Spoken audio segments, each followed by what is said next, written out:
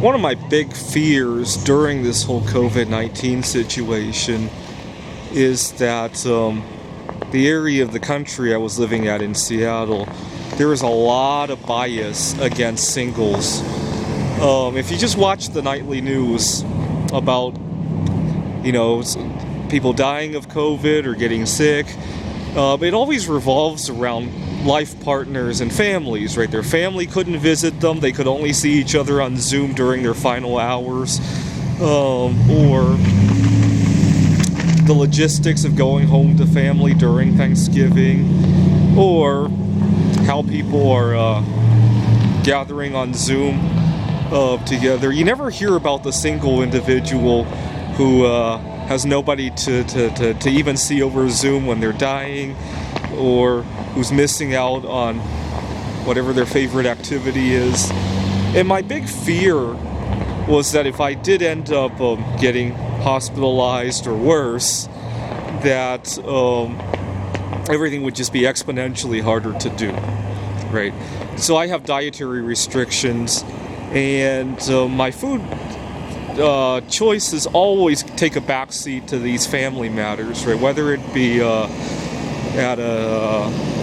I know for a fact, because depending on what I'm doing, if there's a workplace event or maybe a conference that I need to attend, and I mentioned that food preferences are tricky for me, it always takes a backseat.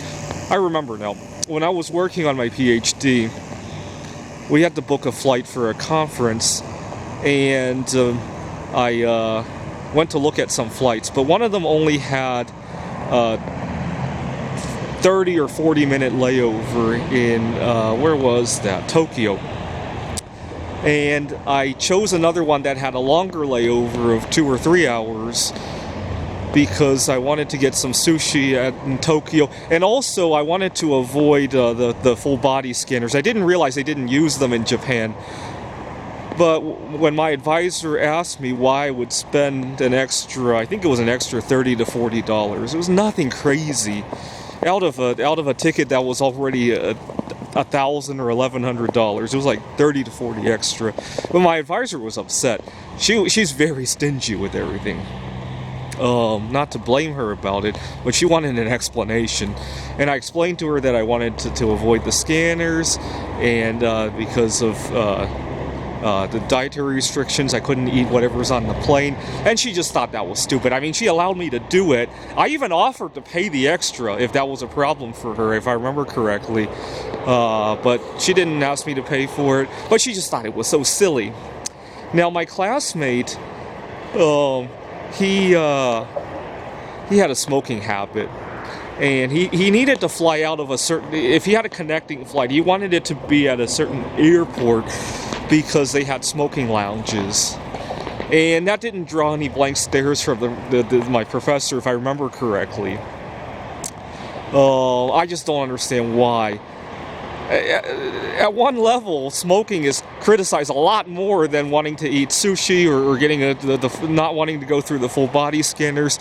But at another level, it's so widespread and somewhat normalized that activities to accommodate it seem to flow a whole lot better, right? And then I had a few classmates who were married and had children, and anything that revolved around them was a whole lot easier, right? If they wanted to take an exam at a different time because they didn't have childcare during the Thanksgiving holiday, that was a whole lot easier to bring up than for me to say I want to take an exam at a different time of the day because I want to go to a coin show, I want to view something in the night sky. I never tried to say anything like that. I should have to point out that, hey, singles matter too, right? But I didn't. I nowadays I'm very quick to point things out like that because I'm not afraid to rock the boat anymore.